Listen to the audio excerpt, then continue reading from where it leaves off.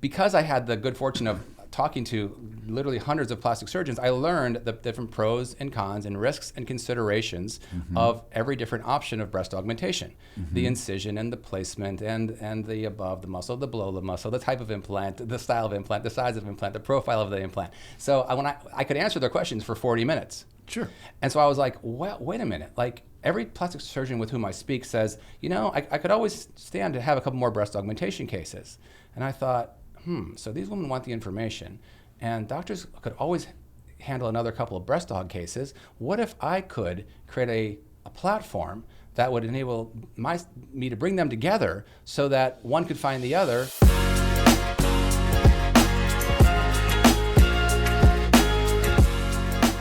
Hello and welcome back to the Technology of Beauty, where I have the opportunity to interview the movers and shakers of the beauty business.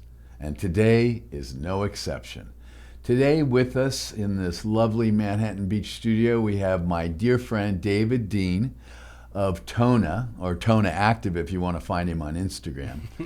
You're going to hear all about TONA today, but more importantly, you're going to hear all about David and the things he's done and just how important he was early on in the digital directory business for aesthetics. So first, welcome, David. Thank you very much, Dr. Stevens. A pleasure. Where'd you fly in from? So I flew in from Palm Beach, Florida yesterday just to be here with you. Thank you very much. We really appreciate it, and I'm really looking forward to people getting to know you. Thank you. I'm honored. First of all, where'd you grow up? So I was born in Milwaukee, Wisconsin, and so was there until I was 8, which I feel was sufficient to give me the Midwest roots, for which I'm grateful. And living in sort of suburbia there. And then my dad was in medical sales, actually, and he was tired of freezing his hands off 8 months out of the year, pulling literature out of the back of a station wagon. And he finally said, enough's enough, and moved us to Florida. So I grew up in South Florida after that. Yep. And so did you go to high school in South Florida? I did. I went to high school in West Palm Beach. Okay, so here goes the next one. Tell everybody where you went to college and what you did while you were in college, because I know the answer. Thank you. I appreciate it. So in high school, I was fortunate enough after a long soccer career to become the kicker on the high school football team. So I was playing varsity as a freshman, which was pretty rare because we had a pretty decent school, and then I became all-county and then all-state, and then senior year I was second team All-American, so the second best kicker or first best depending on the rating service in the nation. So University of Miami Hurricanes had just won the national championship that year, and their kicker Greg Cox was graduating, and so they recruited me to come to become the kicker at the University of Miami. So you went to the University of Miami. I did. And you played so I was on the championship team next year, right? That year, we won the national championship. We won a second national championship, so I have two rings. Pretty impressive. What'd you major in besides girls and football? I majored in undergrad was marketing, and then my master's degree is in business law. Business law. And did you do that in Florida also? I did. I was, because it was on scholarship, I was like, well, it wasn't really my idea, frankly. My dad's like, you're staying and getting your MBA. It's not, I don't care what you want to do. So I stayed, and I was able to get through all 6 years in just over 4. And so I got my grad degree in about the same time, and then I was free to go. Cool. Yeah. And what'd you do first? So actually, I moved to LA. That was second. Actually, I went to work for my father. Okay. Which was very interesting because, so my dad as a medical sales rep in Florida, and I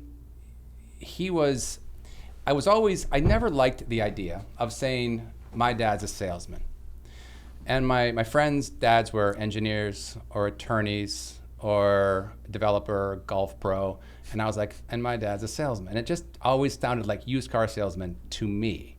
And so I never wanted to think of myself following in those footsteps. Well, then I get my graduate degree and I have no job. Guess what I end up going to do? Sales. Becoming a salesperson, working for my dad. He was very smart in that he gave me the absolute worst, hardest lowest rung of the totem pole he could have possibly given me in his business, which was going and knocking on home healthcare doors up and down the coast of Florida for about a year and a half. And I really despised it, but it really, really taught me how to do what I would have to do later in life to build businesses and build my career. Okay. Job number 2. So job number 2, well, then I got this bug to move out to LA and actually had a little stint acting. Okay. My sort of stepmother was the manager of some pretty big actors and actresses, and so she's like, "You should come to LA and do this." And I said, "That sounds like something I would like to do," and it sounded a lot better than knocking on doors. Right. And so I did, and I moved out to LA, and I was a bartender, I was a waiter, I was a bouncer, I was a personal trainer for 3 years. I was selling candles at Saks Fifth Avenue. And so I was doing whatever I had to do for 3 years, really, really hand to mouth, honestly, making $17,000 a year, 3 years in a row, just surviving through my first 3 years in LA. And so now you're still in your 20s at that point, right? I was 26, 27 at this point. Yep. Okay. And when was the next stop? So the next stop was I had the opportunity to actually sell breast implants, medical devices, and it was a French manufacturer of a pre-filled saline implant. And that's when I met you. And that's when I had the great fortune of meeting you. And so, as you know, a pre-filled saline implant kind of goes contrary to the whole idea of saline, because with silicone, which everyone had used before the 1992 moratorium, it was something that you had to put in through a slightly larger incision. Of course, I mean, as you know. And so, when you had saline come in and you could fill it through a fill tube after it was in the incision, in the pocket, and had been rolled up like a cigar, and you filled it 50 cc's at a time, now it got bigger in there. So it was counterintuitive to have a pre-filled saline implant, because it diminished one of the primary benefits of non-filled saline, again, as you know. And so it was something that I worked really hard to build the territory between Marina Del Rey, where your practice is, and in San Juan Capistrano. So I had that Southern California territory, and it was really a joy of my life. And what it was, in all honesty, was I was all of a sudden, I went from selling these little devices way back before to I was talking to plastic surgeons, like gentlemen who had not only gone to, and ladies who had not only gone to school and then college and then medical school and then fellowships and then board certification. And I just loved that I was speaking with such intelligent people with whom I could have such high level conversations. And it's what actually made me want to start my next company in that space. Okay. So how many years did you work for PIP? I worked for PIP for 30 months, for 2.5 years. Okay. And then, is that when you started the directory? So yes, it was. So I have to say you were one of the first doctors to believe in me and to give me a chance. And you only bought a little because you had such great relationships with all the breast implant manufacturers. And I was like, you're the only doctors who actually carries both, at the time, Inamed or McGann and Mentor. And you said, well, it's really important to have relationships with everyone because it's good for them and it's good for me, and you never know. And I learned something there. And then, I learned something even more important, which was that you had breast augmentation day on Tuesdays. So I made a point that, knowing that you were in your surgery center and they had to turn over the beds in between your cases, that you had 20 minutes of absolute captivity in the surgery center for about 4 or 6, probably 8 or 10 different times on a Tuesday. So I would show up on Tuesday so I could sit there, because I knew that I could get your undivided attention. And that's when I always say that you were my unwitting mentor, because you didn't know at the time that maybe you did have an inclination, but that's what I was there. I was like, this is the smartest plastic surgeon and the most successful one in the country. I need to know what he knows about business. And so really a lot of the inspiration and a lot of the strategy and business development came from you. Well, you're being very kind. It's true. And you were very naive and very young. So you started, tell everybody the name of the first directory you started. Yes. They've all heard of it before, and I don't want to steal your thunder. What did you start? I appreciate it. So I started breastimplants411.com. Okay, stop. That's breastimplants411.com. Those of you dinosaurs like me, I know you remember it live, but all the rest, I'm sure, heard about it. So there it was. Yeah. Describe, actually, for those people who aren't familiar perhaps with that or directories in general, Yeah. What was your mission? What was the whole point of Breast Implant 411? Yeah. So where it came from really was when I would be out or at a party and I would tell anyone what I did, particularly a woman, she would say, oh my gosh, I've been thinking about, I'm sure this happens to you, and to this day it happens all the time, I have no doubt. And she said, I'm thinking about this or that. And I would say, oh, okay, yeah, sure. What would you like to know? And so because I had the good fortune of talking to literally hundreds of plastic surgeons, I learned the different pros and cons and risks and considerations of every different option of breast augmentation. The incision and the placement and the above the muscle, the below the muscle, the type of implant, the style of implant, the size of implant, the profile of the implant. So when I could answer their questions for 40 minutes. Sure. And so I was like, well, wait a minute. Like every plastic surgeon with whom I speak says, you know, I could always stand to have a couple more breast augmentation cases. And I thought, so these women want the information, and doctors could always handle another couple of breast aug cases. What if I could create a platform that would enable me to bring them together so that one could find the other, learn about the procedure, find their doctors, and create a business model that would be a revenue generation from the physician subscription. So, and there was already a couple in there, but I knew that, well, I'd already developed 2 .coms before that while I was in my previous job, and both failed. But I learned so much more in those 2 failures than I had learned in any of the successes, if you will, that I knew that I could apply all of those different methods of online marketing to this directory to be able to appeal to both the patients and the physicians. So then you started the directory. And you had content, information, answering questions, and physicians, surgeons were on the directory, and they paid you a subscription, correct? Correct, an annual fee. Did the consumer pay anything? Nothing. So she or he would go online and learn about they would all learn the questions all the questions that, I actually wrote all the FAQs myself, 100% top to bottom, and then I had them reviewed by a plastic surgeon just to make sure. And so that was really the main part of the directory, was just a learning about it, procedures. And then if they got to trust us and like us for that part, they thought, well, they have a physician in my area, in Dallas or in Philadelphia or in West Virginia, and they could find their doctor, and we built them a little 6-page profile. And what happened next? So we actually, I recognized that this could be applicable to many different vertical markets. Right. And so I thought, let's build this and really optimize it step by step to perfect it to the point where we can replicate it into the next vertical market.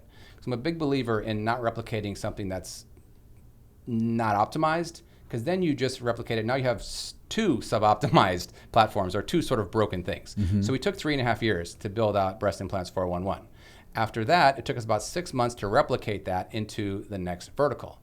And after that, it took us 4 and then 3. We ended up replicating into 13 different vertical markets, all across elective healthcare, and had on physicians across the country in each one of these elective healthcare verticals. And just to be clear for anyone who doesn't know, it's the non-insurance based fee-for-service type procedures, of course, where insurance doesn't pay, which means the institution or the doctor or the clinic or the hospital, they have to generate the patients, which means they have to market. And what I believed was that we could come in and do it faster, easier, more efficiently, and arguably less expensively than they could do, and they could be doing what they want to be doing, which is in the OR cutting.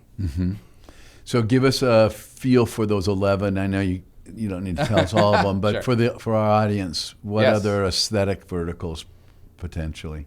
So if you recall, the first one was cosmetic dentistry. It's just a huge market. Yep. The next was bariatric. The next was fertility, laser vision, orthopedics, drug and alcohol rehab, et cetera. Wow, that's just remarkable. Okay. And then the exit. And then Tell everybody about the exit. Who, when, Yeah. If you want to share how much, that's fine. No. Who bought you, and when did it happen? Sure. It too was a real struggle. So I had always built it to be what I always like to say is a perpetual entity. Like it was something that I wanted to build to be a good company for a long, long time, not just to exit, not just to sell. And I believe that's really how you have to do it. You're always going to shortchange yourself if you're short-sighted. And even in the acquisition process, frankly, if one tries to do things that might look good in the next 12 months while the acquisition process is happening, you can bet your bottom dollar that something's going to cause that thing to go beyond 12 months. And next thing you know, 18 months down the road, you're going to have hosed yourself and you just can't do it. And so we had built what we knew to be a really solid company that I like to call with the 3 Ps: the protocols, policies, and procedures, and the standards, systems, and scripts. This gives you what I call documentation first business, so that you can truly hire and train, deploy, and compensate folks in a way that is methodical, that is replicable, that is repeatable, that is scalable. If you just have the alternative to that, which I call the tribal method, go sit with Katie, go sit with Steve, they're pretty good, half day each, now they throw them in the deep end, that's just not training. It doesn't work. It's not scalable. And again, something I observed in your practice that ran like a spinning top. And so we had all those in place with documentation of the absolute entire business of 6 inches, every function, every single department. And funny, after about, it was a 13-month process of due diligence. And the gentleman spearheading the acquisition on the other side, near the end, he said, "Why is your company so much better than everybody else's?" And I said, "Wow, that's a really good question." I said, and I thought about it for a bit, and I said, I think it's just because I care so much about optimizing every little incremental function so that it is as perfect as can be, such that I can't say it's any one thing. It's 1,000 1-centimeter incremental differences that make the company run like a well-choreographed ballet or a well-orchestrated symphony. And he said, yeah, because your office is so quiet when I walk in. I said, that's because no one has to talk to anyone to do their job. They all know the if-then statements of what happens according to the protocols, policies, and procedures, so that they can just do it because it's all been trained and documented and tested before they start their job, not on the consumer's time, which is also really important to me. So we were acquired. They did due diligence for 13 months on 18 competitors. I'm not sure if you knew that. I didn't. Yeah. So I won't say, but all the names of all the top competitors. And then at the end, they acquired DDC, which was the parent company of all the directories. And it was at that time that I moved from Manhattan Beach to Manhattan, New York, joined the executive team, and the company was called Everyday Health. I'm sorry, by the way. Yeah. Everyday Health, they were the biggest competitor to WebMD, and they were the largest healthcare syndicate in the world. And while I was there, we surpassed WebMD in terms of the number of unique visitors per month. After getting there, we doubled our business unit the first year. We tripled that the next year in revenue. And then in 2014, we took the whole partnership public on the NYSE with an IPO. And that was a fun day. I'll bet. Yeah. A nerve-wracking day, but a fun day. I'll bet it was. Yeah. So you were 6x bigger if you doubled and then tripled. It's true. Yeah. That's exactly right. Because I know where we started and I know where we were. That's exactly the number. That's right. That was great. Okay. So that's a nice exit. What did you do next? I went to Europe. Went to Disneyland. I did anything but work. Yeah. Honestly, I was so fried and so cooked. And we had tried to go out to the market a year and a half earlier, and we got pushback on the same 3 or 4 things from about 5 or 6 different potential acquirers. And my banker's he's like, DD, we need to take this off the market. I know how to fix these things, and we can go out in a year. I'm like, how much more can we get? He said 3 or 4 times. I'm like, been doing this for 10 years and I'm here. So 1 more year to 3 to 4x. I said, let's do it. And he always jokes, he's like, this kid was crazy. He's like, it cost him $1 million out of his own pocket, and he did it, and we did it, and thankfully it worked out. So I was really fried. And so I went to Europe for a number of months and just relaxed and hung out. And then I went to Canada and spent months in the Rockies. It was spectacular. And if anyone gets the chance, don't miss Emerald Lake, not far from Lake Louise. It's heaven. And then I just invested and advised companies, and I I went out and I started speaking to groups of CEOs, groups of CMOs, and ultimately to kids. Yeah. And does that take us to TONA? It kind of does. It kind of does. So indirectly, so a friend of mine asked me to come speak to a group of, it was a group of young men, but it ended up being a mixed group. So it was like, say, 200 young folks in the audience. And it really was supposed to be 18 to 22-year-old college students, but it turned out to be more like 12 to 24-year-old. And I'm really grateful that it was, because when they asked me to speak, I thought, okay, I probably have about a day, because they're going to fly me down to Mexico, to Cabo, and put me up for a week, and then I'm going to speak for a day, whatever. So I start preparing, and then I called up and I said, how long do I have to speak? And he said, oh, the same as everyone else, you get 28 minutes. And I was like, how am I going to put 25 years of self-development into 28 minutes? So the great thing, of course, is it forces you to really think, to really distill. And I thought to myself, like, not how do I make a good presentation, but like, what do I really, really wish I knew when I was 13, 14, 18, 22, that I had no idea, that if I had known that, it would have made me recognize what's possible in my own life. It would have gotten me out of some times in my life where I felt a little depressed, I felt a little empty, I felt a little alone, a little angry. And because I would have known that I wasn't stuck where I was. Like, how can I do this for these kids? And so I really took the time to distill it into about 7 principles that I shared with these kids. And a lot of it really comes down to finding your purpose. And we do this closed-eyed process and go through that. And people are bawling, and it's a really cathartic experience. And then sharing with them, okay, now that you know what your purpose is, how do you get from wherever you are, doesn't matter, to wherever you want to be? And it has nothing to do with finances or economics, or success in the traditional sense. It's whatever your heart speaks to you and tells you, like, this is what I know I'm meant to do, because we all know. We really know, but our parents or society or our teachers or our coaches or our guidance counselors or media or social media or the movies have convinced us that it should be something else, but they don't know because they don't have our heart. So I'd say, close your eyes, look at your heart. You have these vessels, and they go down, they go up. Some are curved, some are straight, some go across, some are diagonal. They're unique to you. Doesn't it look a little bit like a map? Why do you think your map is unique? It's because only your heart knows what you want. And that's why you have to listen. And when you do, that's the only way to end up in the only place that matters, and that's happy. But now, how do you get there? And so I thought, what were the 7 principles that took me from $17,000 a year sitting on my floor flipping through self-development books to, where I ended up getting to with good fortune with the business, and I shared them with these people. The reason that connects to TONA actually is because about 4 years later, we had suicide impact my family. And when suicide impacted my family, I had 2 young nieces, and I recognized and I learned the statistics that not only had suicide increased 56% in the past decade, but at almost twice the rate for young women as for young men.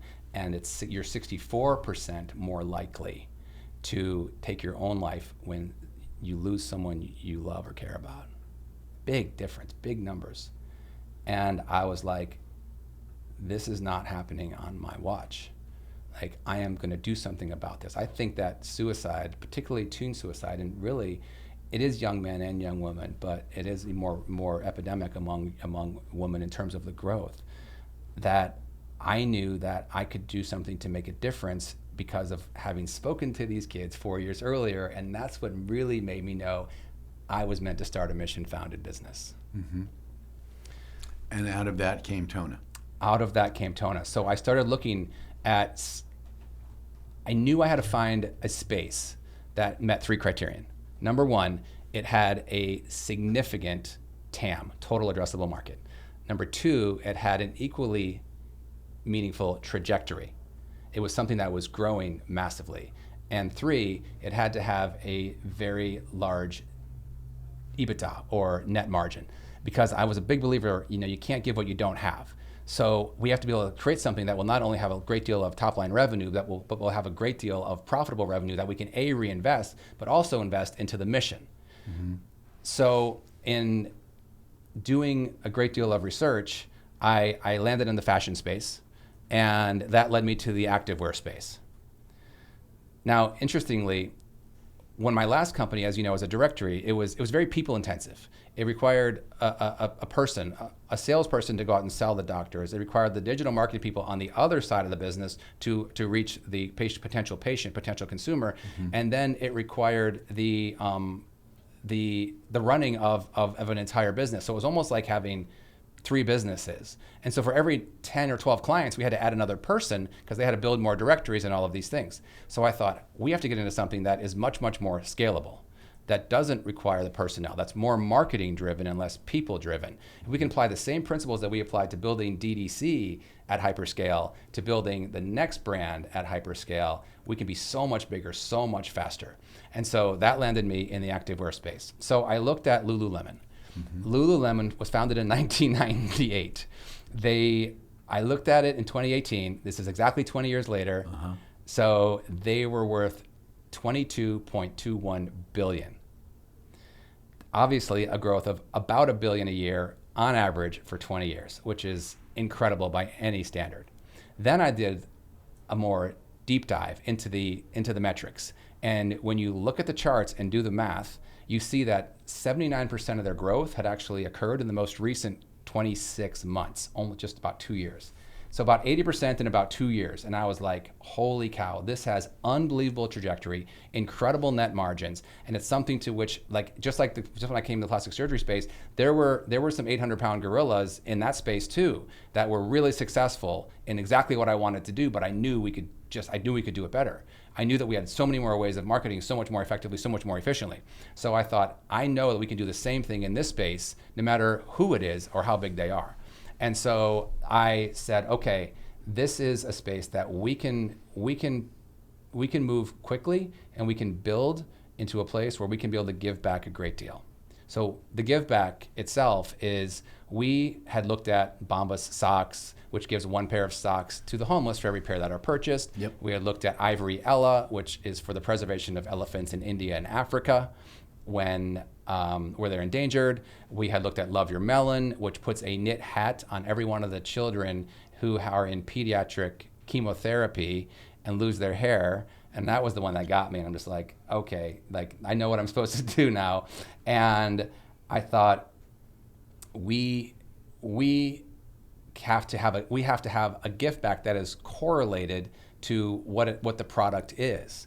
And so we decided that we wanted to donate 1 mental health counseling session to a teen in need for every 10 pair of leggings sold. Now, in the interim, we had one of the most important principles for me in any business is to find an underserved market. Am I talking too much? No. Is to find an underserved market. I figure if you don't have an underserved market, if you're not solving a problem for that consumer, that you don't really have a business. And so we looked at activewear, and we looked at where are all of the primary dominant players, and who's not really being spoken to. Who's being underserved, or who's just not being spoken to well. So funny enough, I actually did the same thing that I did with the implant directory. I went out and I spoke with hundreds of women personally to ask them what it is that they had, what it is that they loved, what it is that they wish they could have, and then the big one, what's your greatest frustration with this product, this service, this category? What we learned was... Did you already know you were going to be in leggings at that point when you did the survey? Okay. We already knew we were going to be in activewear, but we didn't know where was the underserved niche. Right. And so what we learned was that women who are serious about their workout, women who are serious about going to the gym, they don't have a brand that is representative of the fact that this is what they do, who they are. It's really their identity. And as you know, identity is one of the most powerful of the basic human needs. And when one can create something that aligns with someone's identity, it's a very, very powerful motivator. We all say it, oh, that's so me, or that brand is so me, or those are my people, or I'm their people, or whatever. And they didn't have that. And so it was interesting to find the statistics. So there are 64.1 million gym memberships in the United States. Okay. Almost, what is that? 1 out of every 5 or 7 people. 50.5% are actually female. Just over half of those gym memberships are female, which brings us to 34.21 female gym memberships in the United States. They have 2.1 billion gym visits per year, and every single day they're basically putting on a pair of leggings and a sports bra or a tank top to go to the gym. And almost every single one of them is putting on a yoga brand, yoga leggings, a yoga tank top to go to the gym. And so they felt like they didn't have anything that aligned with their identity. So out of that came? So out of that, I knew that we had to create that, and that's when we decided on our white space, if you will, the space that was being underserved for TONA. And we knew we had to create it, and that brings us to, of course, who our designer is and how we were to take that step. Who is your designer? So our designer is Alma. Alma Adrovic was one of the founding designers for Lululemon. She is certainly the finest activewear designer in North America, probably the world. She would be blushing were she here, but she is someone who is one of the most, just an incredible human being. And frankly, when I first interviewed her and when we first met, I knew she was a fantastic designer. I'd seen her sketches. I didn't know much about it, but I knew I'd seen a lot of other designer sketches, and I saw hers, and I was like, holy cow, this is something. But then when we spoke, it was just how thoughtful she was about why she does what she does. All she cares about is helping women to feel better about themselves. Wow. That's it. End of story. Every time I ask her over the last 3.5 years, it's always the same. And that's what it's about for her. And I know that little bit of love, I really think is what it is, care, affection that goes into the design, the style, how that's going to complement a woman, how it's going to make her feel when she puts on that pair of leggings, that top, that sports bra. That's what we're doing. We're not making nylon and spandex. Anyone can do that. But when there's a certain, like this, your podcast, is the technology of beauty. Like, it's a technology. It really is. There's a very big difference in creating activewear, just like any other clothing, that fits that differently, that supports, that sculpts, that shapes, that slims, that lifts, that lengthens. And there's an absolute technology that goes into the pattern making, the stitching, the thread, the cut and sew, the fabric itself is all technology. The peaching to give it that sort of cottony feel after. That's called peaching? It's called peaching, yeah, which I know, it was new to me too. Yeah. And I was like, when it's like fluffy, like this peaching. And so that has to be done, and that makes a huge difference. And so it's very much knowing how to combine all of those elements with the background that Alma has. And her, I have to share that her mother and her grandmother were both incredible seamstresses or at sewing. And her mother is a PhD in mathematics. And so Alma brings this skill of engineering effectively, because there's a certain kind of lifting that we're doing with everything that we have to create. And there's a huge difference. In fact, when we first, like our cut and sew manufacturer does it for several of the biggest brands everyone has heard of. When they first got our first pattern, they're like, this pattern doesn't look right on paper. This can't be right. And Alma said, I know it doesn't look right on paper. And it's because no one else knows how to do what she does to make it fit to make it lift, to make it complement, to flatter, to emphasize or de-emphasize that which she understands better than anyone what women want. Mm-hmm. That's remarkable. Did you happen to bring a pair? I did. Did you show them off to us? Please. How many colors did they come in? So they came only in black initially, and now we have this, which is our TONA blue, and we have coral, we have violet, and we'll have another 2 colors in this style, and then 5 more colors in another style at the end of this year. These are probably going to be a little too small for me. No, they'll look great on you. Oh, yeah. Just kidding. So here it is, TONA. That's right. Yeah. Can people buy these now? Yes. It's at tonaactive.com, tonaactive.com, and Are yes. they true to size? You know, it's a great question. So we Thank you. You're welcome. It's what you do. We intentionally made them so they run a little bit what we call vanity sized. And so if a woman is an 8, for example, in a Lululemon, generally speaking, she'll be a 6 in TONA. Ah. So they size down a little bit, and a lot of women pull them out of the bag, and they're like, these aren't going to fit. They're too small. But then they put them on, and it's really quite a beautiful reaction. This material is fantastic. Thank you. It's 60% more expensive than any other fabric in activewear. Is that right? It is, and Alma. Why does it feel so elegant to me? What is it? It's a combination of things. It's understanding the right ratio of nylon to spandex. Uh-huh. It's something called denier, which is the density, for lack of a better word, of the fiber. So it's the measure of the length and the width of each little fiber that makes up the fabric. Uh-huh. Something like 400 thread count sheets. Where's this made?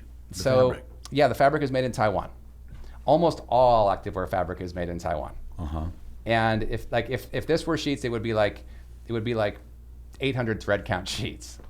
Wow. Mm-hmm. Great color. Great feel.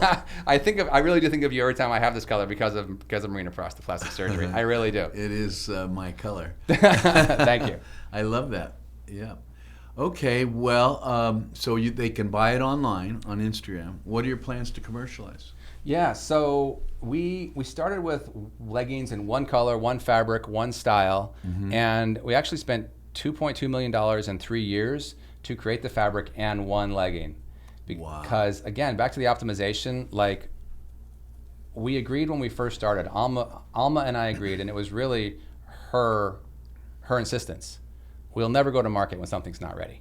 You know, most companies go to market based on timing, based on seasons, based on retailers. Hey, we have to get this to Nordstrom because if you get it to Nordstrom a day late, that box is going back to you. And so we're like, we'll never do that. Because when a woman is wearing this to the gym, or heck, I think about my niece wearing it to the gym, which she does, and then if she's going to work at the bagel store or at the resort during the summer, and she's wearing these leggings, and they make her look and feel just a little bit that much better because it cinches her in the smallest part of the waist. It has a no jiggle tummy. It has a specially designed gusset. That matters to that person in that moment, in that day. And it's one of my greatest joys is having people just tell me months later, they're like, I just can't believe how much I love these leggings. So our go-to-market is to start with that one legging in black in the one style, and then same legging in the additional 3 colors, and then additional 2 colors after that. Beyond is to go into an ultra high waist, to have a no front seam legging, which a lot of women really, really like, and then to have a ruching. And ruching is sort of that gathering in the back. And ours is, you know, we're proud to say it's going to be much more I shouldn't say more tasteful, but it's going to be more tasteful. What part of the back? So it's the part that horizontal or vertical? Vertical. And between the 2 cheeks, if you will? Yes, if you will. So yes. So this is of course the the front, and so this is the back. And so, yeah, so this seam here will have a bit of ruching, and that just gives a little bit more enhanced lifting and separating, actually, which women want. And in the gyms, you'll see this a fair amount. And so we'll have that as one of our next styles. We are right now developing 5 different tops, all specifically for women who gym. And it's very different. And when you put on a top and you're doing an overhead shoulder press, for example, and if you're wearing a tank top that's not designed properly, it's going to lift up and expose like 2 to 3 inches of your midriff, when you may not want that when you're sitting down on a bench in the gym. And so all of our designs are very specific with the thought of these are for certain exercises, certain movements, certain bending, certain hinging, to where they won't gap, they won't bunch, they won't hurt, they won't dig in, and they won't bag out, especially over time, and especially with washing and wearing, because there's something you're going to be wearing to the gym probably 4 to 5, 6 days a week. And so you have to have something that's going to be made to be durable. What about wearing them and not going to the gym? Are women wearing them? Because I see women, including Erin, wearing leggings all the time. She happens to love her tonas, incidentally. But thank you. Women seem to live in leggings. Well, look at the Lululemon story. Look how successful they've been. Completely. This is women who gym. You said that. I take it you've coined that. Versus women who go to the gym. I like correct. That. Women who gym. Women using gym as a verb. Yeah. Exactly. But how about you wearing them just, out shopping around the house, going to eat, just living in them? It's a funny thing they say about going to I don't know, the Rocky Mountains. A lot of people say you go for the winter, but you end up staying for the summer. I'm not sure if it's a great analogy or not, but we find women buy them for the gym, and then they end up wearing them everywhere. Right. Quite candidly, because it's the legging that they put on that makes them feel the best about themselves. And so when they wear it to the gym, they know that it's the one that is the most complimentary. And also, when you're someone who goes to the gym, when you work out, when you're serious about your workout, then you're going to want to wear a gym legging that is for people who are serious about going to the gym. And it also is something that you want to represent to an extent when you're not in the gym, when you are walking your dog, or when you are going to work or going to the coffee shop, and you want to wear something. Let's say that, so many of these women I see in the gym, they're wearing Aloe and they're wearing Lulu, and they're like, I'm not a yoga girl. And also, when yoga bodies are usually intentionally, they're slender, they're strong, they're lean and long, if you will, and they don't go necessarily to increase the size of the bum, to increase the size of the quads and the hamstrings, and to create the smallest waist. And so these are actually intentionally made for the gym girl body. So there's something where normally a woman can't buy a yoga legging because it'll be too small in the bum and too big in the waist if she's one who works out. Okay. And so these are made to accommodate for the fact that women are squatting and doing hip presses and have a smaller waist. And so that's actually exactly how they're designed and styled. Got it. Yeah. And so we find that they buy them for one use case, if you will, and then they end up wearing them for endless use cases. You've talked about different additions, like you mentioned the color. You've got the basic design. You're adding the 4 colors, and then you talked about the tops and all. Mm-hmm. Lately, with this emphasis on the derriere, Mm-hmm. or the bottom, Mm-hmm. the backside, I have been seeing leggings marketed with augmentation of the buttocks and or the hips. Padding, if you will. Oh, I've not seen that. I have. I didn't think it was serious when I first saw it. And it was, again, the posterior Yes. or lateral. And it was literally something built into the legging. You've not seen that yet? I'm not suggesting you should chase this market no, we by won't. any means. No, but I was floored when I saw it, and I've seen it a couple of times. I was gonna say, have you seen it? So I'm happy to hear you haven't. I think it's kind of silly, but I agree. Yeah, I think there's as well. You would know better than I, but I'm curious about the statistics of the Brazilian butt lifts. I don't know any numbers at all, but I think it's a little more prominent than we might initially believe it to be. certain parts of the country. And certain ethnic groups and certain practitioners. It's certainly not universally popular. Is that by right? any means, yeah. Yeah. That's a whole other show. Yeah, it would be. Yeah. Well, this is all very interesting. Are you still sticking to your mission, which is to say for every 10 pair you sell, you facilitate a therapy session for these adolescent or young people Yes. at risk? Yes. That's wonderful. It's really, it was the whole genesis, the whole catalyst of wanting to do it in the first place. It really was. And like I said, I saw all these companies, Bombas and Tom's shoes, and I'm like, this is what I have to do. So no, it's really one of the most important things to me. And honestly, like, the giving back part is the part that always feels the best. What I like about having an apparel brand is being able to give them away to my friends for free. It really is like one of my favorite things about it. And the fact that we can actually make a difference. I've actually got a list of 13 different causes that I really want to address in my lifetime. And this one had to be first, not only for what happened to our family, but because I just think, if I were 12 years old and I, for some reason, had an awful day or week or month, and I had done something that my mom had to go through me having perhaps taken my own life, her life would have effectively ended in that moment.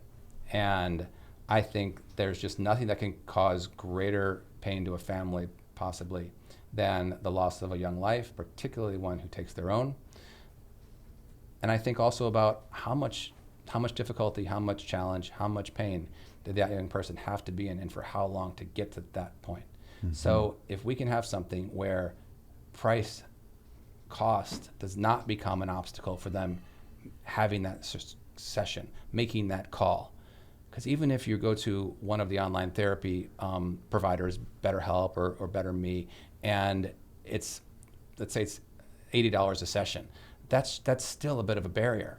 And so our goal is truly to have, to be able to give a million mental health counseling sessions by this coming May, which is Mental Health Month, and to make it such that no child or teen ever has to be denied mental health counseling for an inability to pay, because they can come back to our site as much as they want. They can grab a code, they can download that code, they can redeem it with our partner, and they can have, and by the way, we're going to give them away in blocks of 4. They can have 4 mental health counseling sessions and come back anytime to get more. Now, it's in beta. We are developing it. It's not available on the site yet for them to do that, but it is the phase in which we are right now to be able to build out the technology such that they are able to then come, download it, and redeem it with our partner and speak to the mental health counselors as much as they want, and we will have paid for that session. That is absolutely wonderful, and I compliment you and applaud your efforts and your team. Thank you, sir. Yeah. It's really about having this incredible people around me. I really do try to find the best people I can possibly find. You taught me that. And then get out of their way. You taught me that.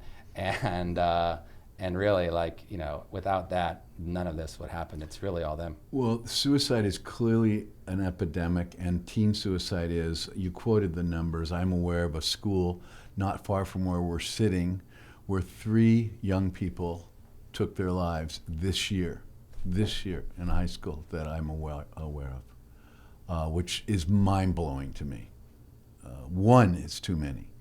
3 just doesn't make any sense to me. And just what you said, there was 1, and then there was a kind of a look-alike, or another one right after, and then a little pause than another one that looks like it was independent. But still, it's just, it has to be stopped. Every time your efforts are welcomed and applauded, as I mentioned. I appreciate it. No, it's what makes me feel the best about the business. And almost every time I bring it up, someone says, "Oh my gosh, I just had a friend whose child," or I have a friend who they just redeemed an insurance claim because their young son, and it's just like, and that's the one thing that gives me the most angst, is that we're not doing enough fast enough, because I know that that day, that moment you have is just that. It's a moment, and it's terrible. It's a bad feeling, but it's only going to be for a day or a week or a month. But if you can just have someone that can help you change your perspective, literally, instead of looking over here at this is terrible, this is awful, this is never going to end, I hate my life, I don't want to be here, and someone's like, yeah, but what about this, your future? You have these dreams, you have these goals, and you can get there, and here's how. Back to the speaking. Mm-hmm. And they're like, oh yeah, bright, dark, but they're looking this direction. It's a different feeling. It's not, I don't mean to oversimplify it, but the fact that we're not getting out there, I get it. And I know what a difference we can make, and we have such grand plans to do it. And so that's all I want to do is faster, because I believe that, if for whatever reason we had the chance to intervene directly or indirectly with any young person who has gone through this or has taken their own life, that we could help. And that's what we are here to do. Fantastic.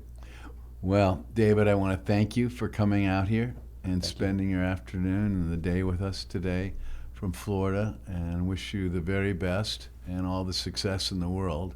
And if I can do anything to help you, I certainly would like to, or if we can. No, I just want to show my photographer, my cameraman, because I want him to actually put these on, and we'll put him.